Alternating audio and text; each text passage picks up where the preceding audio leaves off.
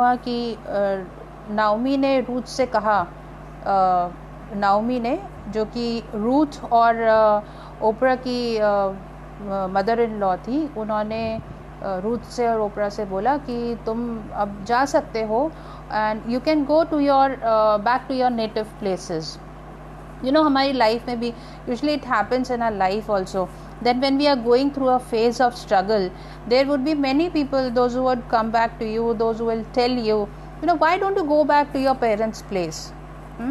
But this time Ruth, she Oprah and Ruth, they both cling to the mother-in-law, and Oprah went to her native place, but Ruth, she clinged on to her mother-in-law and she said, I'll not go, your people will be my people. If we read this story, we come to know, यदि हम इस कहानी को आगे पढ़ेंगे तो हम देखते हैं कि किस तरीके से रूथ जो है नाओमी के साथ, अपनी सास, अपनी मदर इन लॉ के साथ में वो रुकी रही.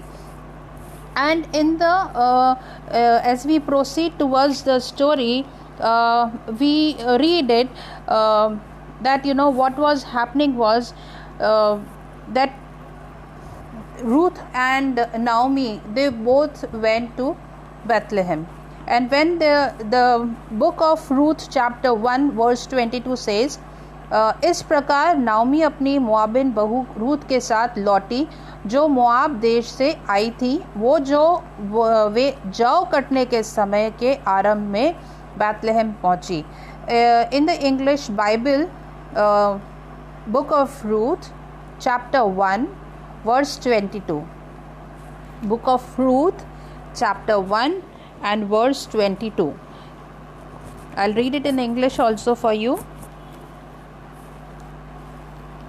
which says, So Naomi returned to Ruth the Moabites, her daughter-in-law, with her, who returned from the country of Moab. Now they came to Bethlehem at the beginning of barley harvest.